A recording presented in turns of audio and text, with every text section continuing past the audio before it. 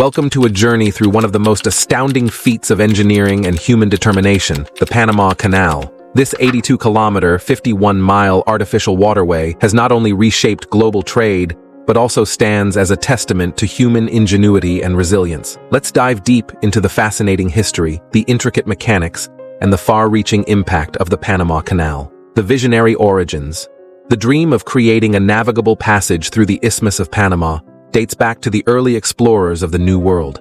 However, it wasn't until the late 19th century that serious attempts were made. The French, under the leadership of Ferdinand de Lesseps, the mastermind behind the Suez Canal, began construction in 1881. Despite their expertise, the project was plagued by tropical diseases like malaria and yellow fever, engineering challenges, and financial woes, leading to its abandonment in 1889. The American triumph entered the United States. In 1904, under President Theodore Roosevelt's ambitious vision, the U.S. took over the project. They implemented groundbreaking medical advances to combat diseases and employed thousands of workers from around the world. After a decade of relentless effort, the Panama Canal was officially opened on August 15, 1914. The canal's completion marked a significant milestone, shortening the maritime journey between the Atlantic and Pacific Oceans by nearly 8,000 nautical miles. Engineering brilliance. The Panama Canal's operation is a marvel of modern engineering. At its heart are the three sets of locks: Miraflores, Pedro Miguel, and Gatun. These locks function like giant water elevators,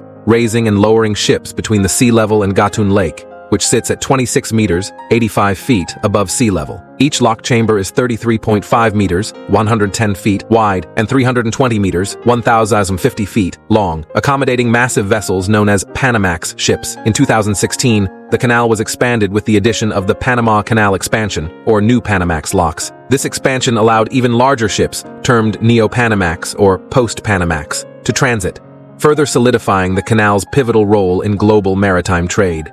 A global trade lifeline. The Panama Canal has revolutionized global shipping. It handles about 13,000 to 14,000 ships annually, accounting for roughly 5% of the world's maritime trade. Commodities like oil, grains, and manufactured goods pass through this strategic waterway, linking economies across the globe. The canal's strategic importance is highlighted during geopolitical events and trade negotiations, underscoring its role as a vital artery of international commerce, environmental, and social impact. While the canal has been an economic boon, it has also posed environmental and social challenges. The construction and expansion have led to deforestation, habitat disruption, and water usage concerns. Additionally, the relocation of communities and labor issues have sparked social debates. However, ongoing efforts aim to balance economic benefits with sustainable practices and social equity. The future of the Panama Canal. As global trade evolves, so too does the Panama Canal. Continuous improvements and technological innovations ensure it remains a linchpin of maritime logistics. The canal authorities' focus on sustainability and efficiency, coupled with strategic geopolitical positioning, promises a dynamic future for this iconic waterway. Navigating the Panama Canal is a fascinating process, involving intricate coordination and engineering marvels. Here's a step-by-step guide on how ships pass through this iconic waterway, transforming a daunting journey between the Atlantic and Pacific Oceans into a seamless transit. Arrival and scheduling. Ships approaching the Panama Canal typically schedule their transit well in advance. The Panama Canal Authority, ACP, manages a reservation system to ensure efficient flow, minimizing waiting times. Vessels may anchor in designated areas near the canal entrance, awaiting their turn. Miraflores and Gatun locks, the lift and drop. The canal has three major sets of locks: Miraflores and Pedro Miguel on the Pacific side, and Gatun on the Atlantic side. Here's how they work.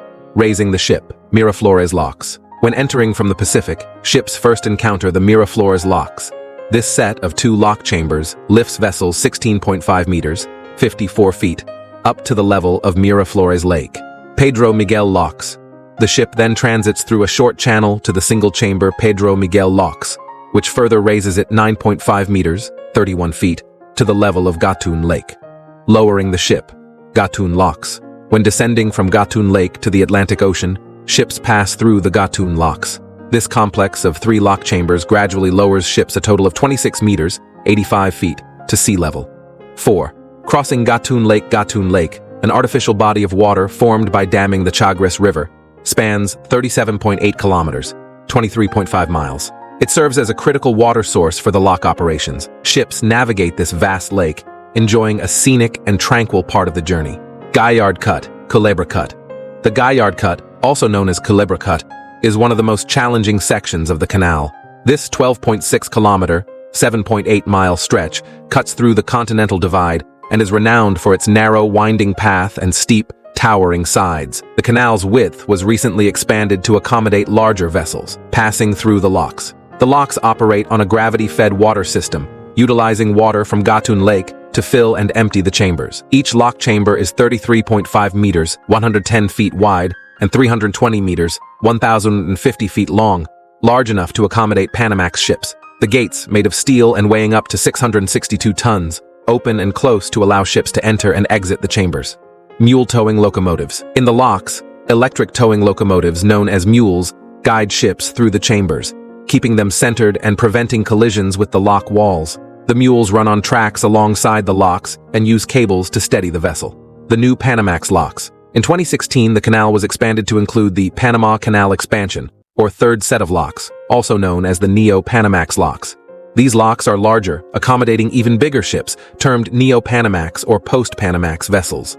The new locks feature sliding gates, water-saving basins, and enhanced efficiency. Exiting the canal. After passing through the locks and navigating the various sections of the canal, ships exit into the opposite ocean. Atlantic-bound vessels leave through the Gatun locks, while Pacific-bound vessels exit through the Miraflores locks. Completion of transit.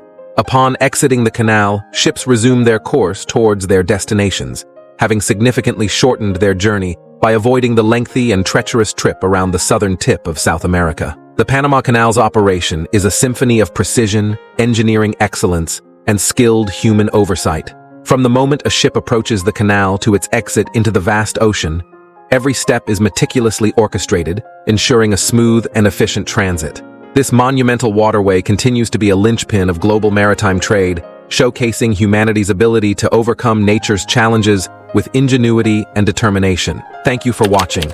If you enjoyed this detailed walkthrough, please like, share, and subscribe for more insights into the world's greatest engineering marvels.